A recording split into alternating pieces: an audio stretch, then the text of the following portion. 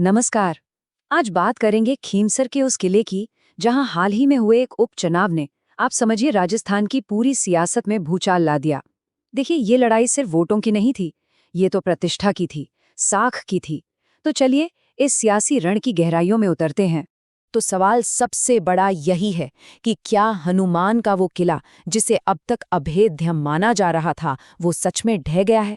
ये सिर्फ एक सीट की हार जीत नहीं है, ये उस राजनीतिक भूचाल की कहानी है जिसने पूरे राजस्थान का ध्यान अपनी तरफ खींच लिया। देखिए, इस पूरी लड़ाई को समझने के लिए ना हमें थोड़ा सा पीछे जाना होगा, खीमसर के इतिहास में। ये वो सीट है जो पिछले कई सालों से बेनीवाल परिवार की पहचान बन चुकी थी।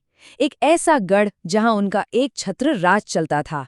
जरा देखिए, 2008 से लेकर 2023 तक, मतलब पूरे 16 साल, पार्टी कोई भी रही हो, चाहे बीजेपी हो या फिर निर्दलीय लड़े हों या फिर खुद की आरएलपी से, जीत का सेहरा तो हमेशा बेनीवाल परिवार के सिर ही बंधा। हनुमान बेनीवाल हों या उनके भाई नारायण बेनीवाल, इस सीट पर पकड़ इतनी मजबूत थी कि कोई उससे हिला नहीं पा रहा था। लेकिन 2024 का जो ये उपचुनाव था ना, वो बिल्कुल अलग था। इस बार लड़ाई किसी बाहरी दुश्मन से नहीं थी, बल्कि एक अपने से थी। और यही वजह थी कि ये एक ऐसी टक्कर बन गई जहां राजनीति से कहीं ज्यादा पर्सनल इज्जत दांव पर लगी थी। मैदान में आमने सामने थे दो ऐसे चेहरे जिन्होंने इस लड़ाई को बेहद दिलचस्प बना दिया।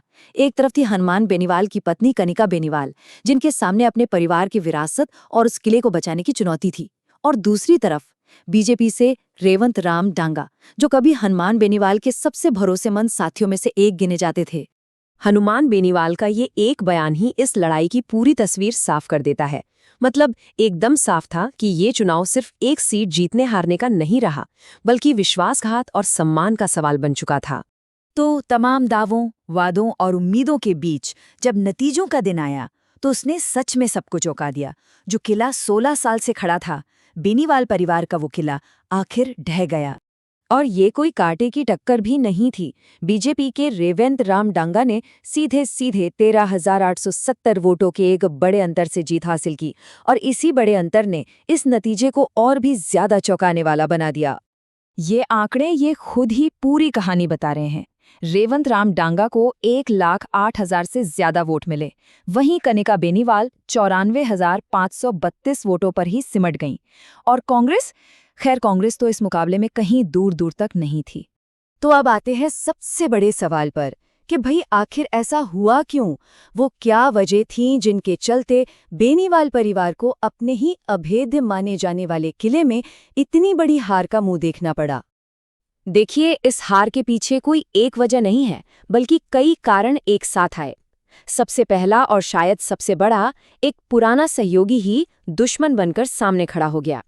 फिर बीजेपी की जो जबरदस्त चुनावी घेराबंदी थी, उसने भी काम किया। इसके अलावा लोकल लेवल पर समीकरण बदल गए थे। कुछ बयानबाजी भी हुई जो शायद भारी पड़ गई। और हाँ, एक डर ये भी था कि अगर ये सीट गई तो विधानसभा में आरएलपी का खाता ही जीरो हो जाएगा। और यही इस चुनाव का सबसे बड़ा और सबसे दूर तक असर डालने वाला नतीजा है। ये सिर्फ एक सीट की हार नहीं थी।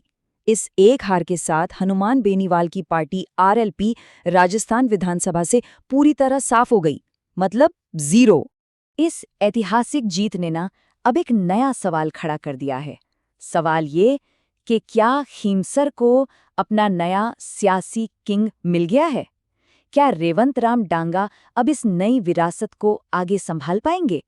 तो हम आपको इसी सवाल के साथ छोड़े जा रहे हैं।